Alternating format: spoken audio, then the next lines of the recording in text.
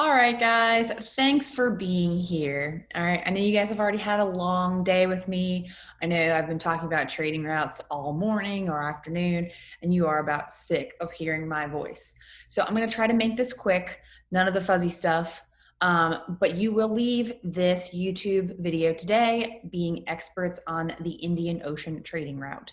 Now, before I begin, I just want to let you know that I'm not going to be slowing down on my lecture because no one is with me right now. So if you need me to slow down my speaking, you can actually look at the bottom of this YouTube video. You can actually slow down my voice, and you can also add subtitles. I cannot guarantee the subtitles are very good, but they're there, okay? And as usual, if there is writing on my PowerPoint, you should be writing it down. It's important material for our class.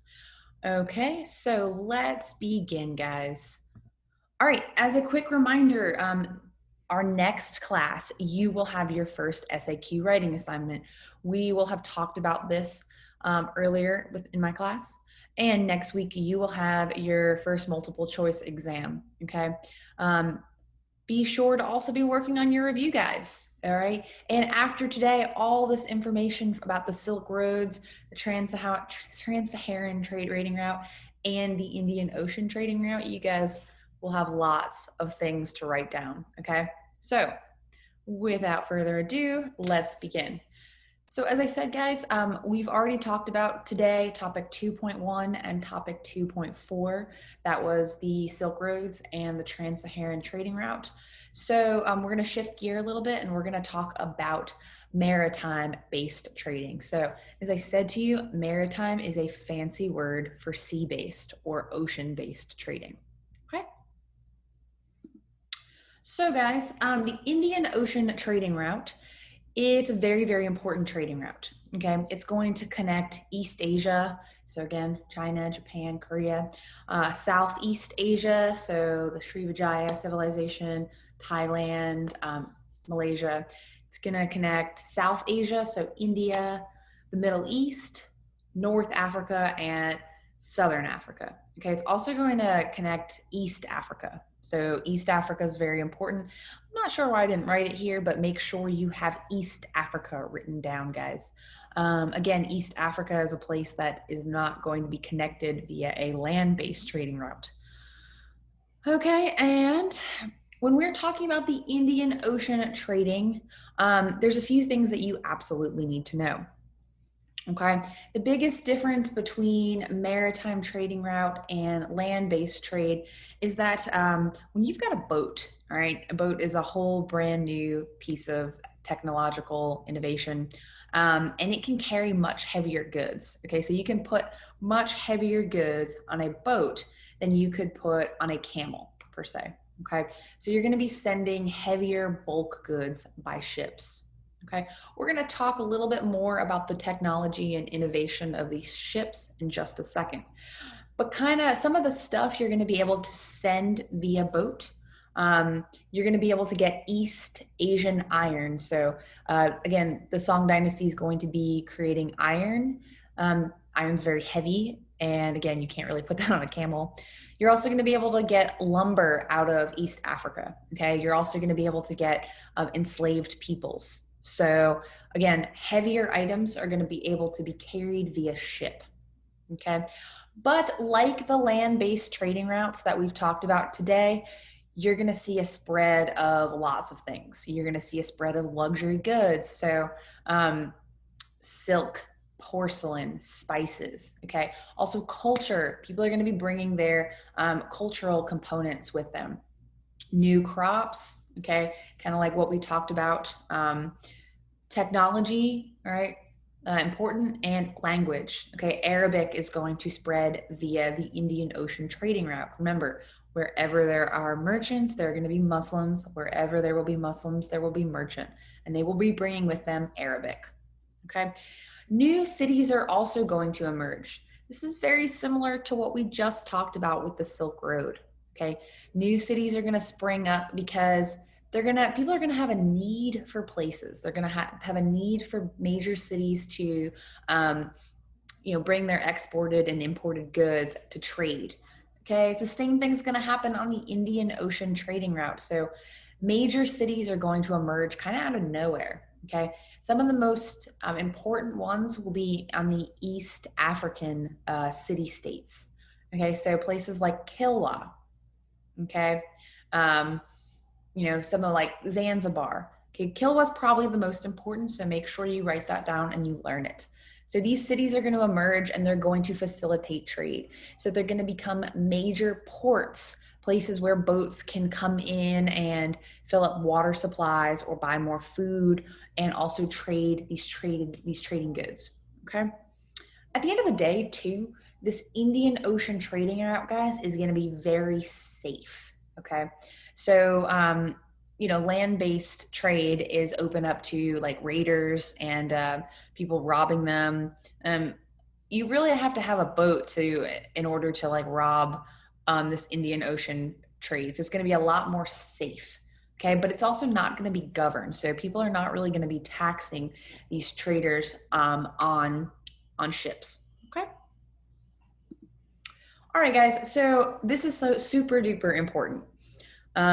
One of the things that's actually going to make this Indian Ocean trading route viable is something called the monsoon. Now, I know many of you probably have been driving along in downtown or in Columbus, and a crazy heavy rainstorm is going to come out of nowhere, and you're going to be like, oh, the monsoons.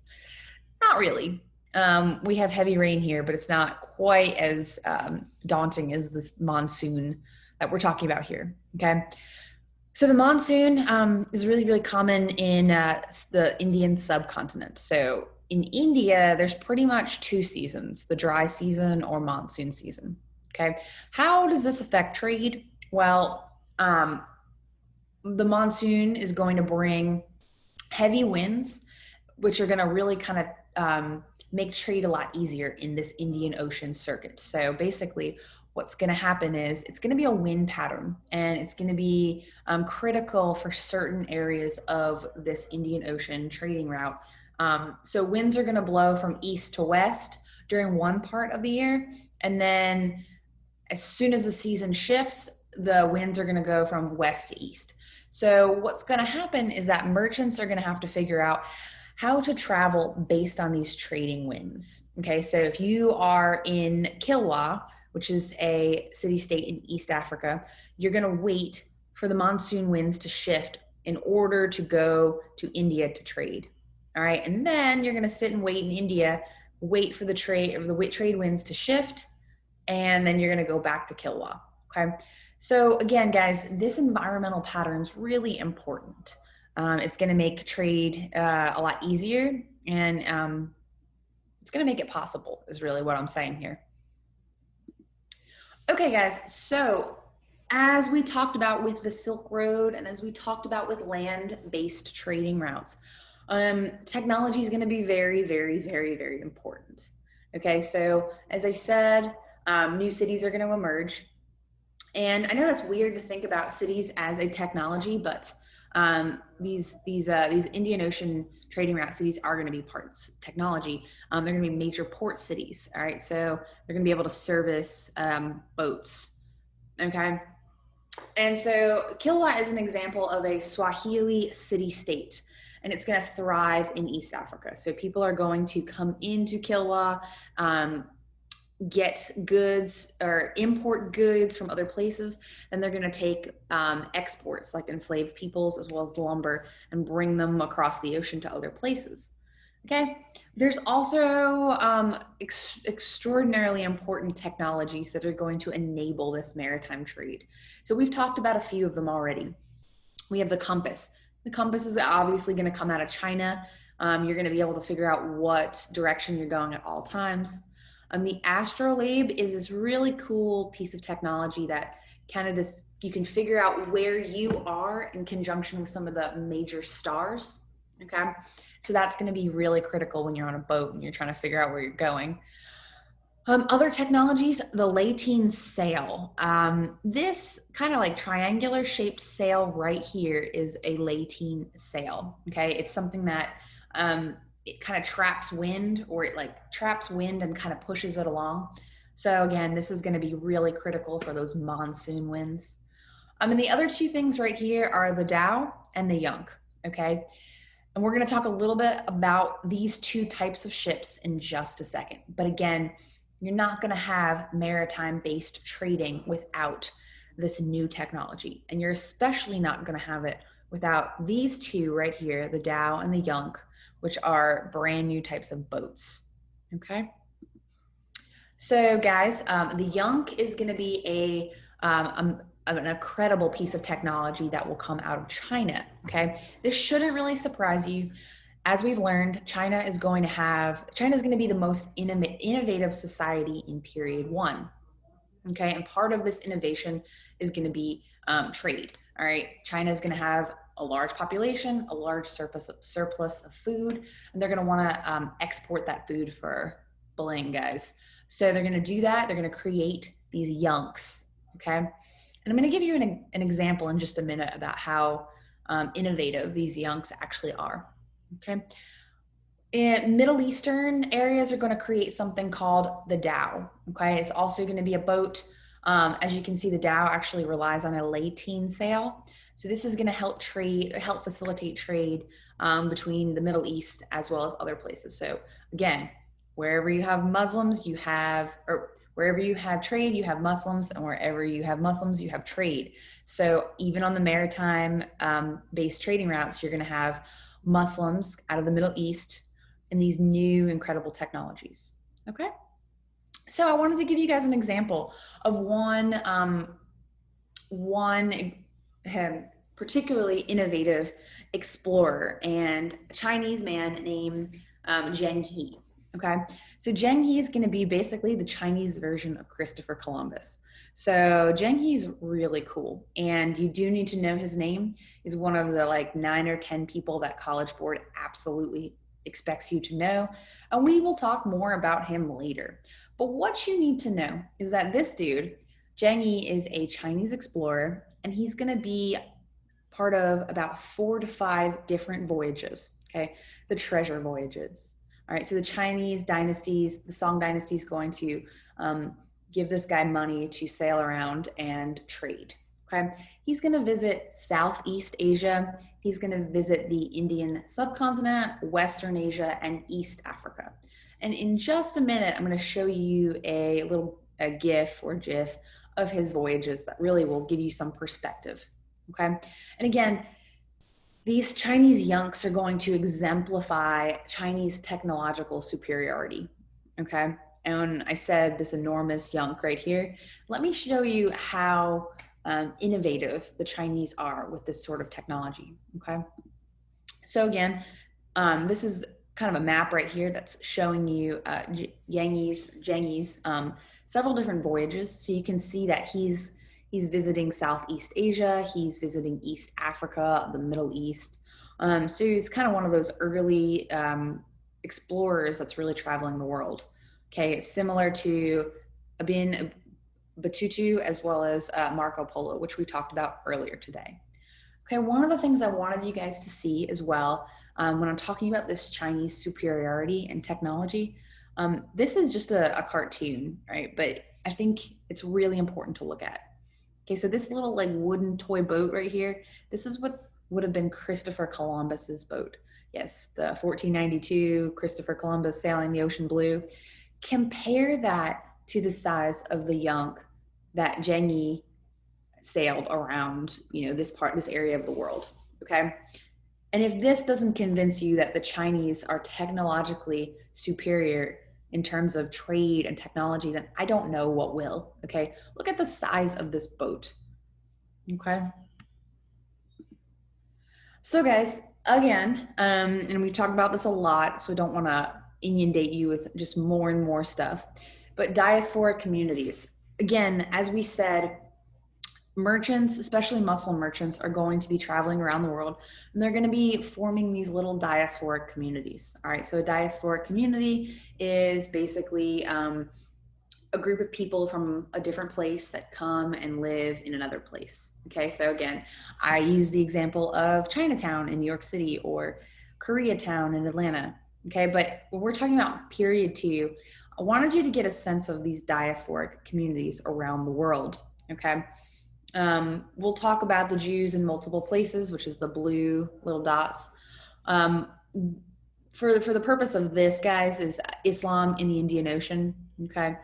You're also going to see a little more of these green communities within China, as we talked about. But I think this map it gives you a good sense of how communities of people created these diasporic communities, usually along trading routes. So as you can see, this whole little like kind of circular, actually it's kind of like an M shape here. This is going to be the Indian Ocean trading route.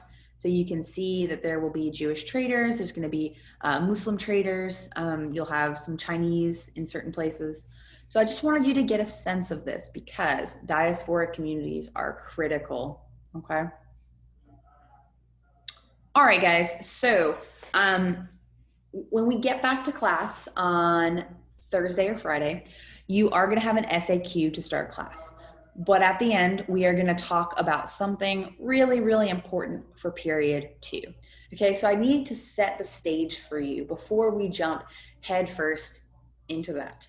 Okay, I need you guys to know that 1200 is generally going to be a period of peace and prosperity in Afro-Eurasia. All right, so again, we talked about a lot of these world regions. We talked about East Asia, South Asia, all right, Southeast Asia, West Africa, East Africa, the Islamic states, okay? We are gonna talk about Europe, so don't freak out. We'll talk about it shortly. But I wanted you guys to know that these giant empires and civilizations, for the most part, are gonna be living in a time of peace and prosperity. So these empires are, their main goal is to maximize resources, food production, and also to engage in trade. Okay. So yeah, so far period 1 has been pretty peaceful.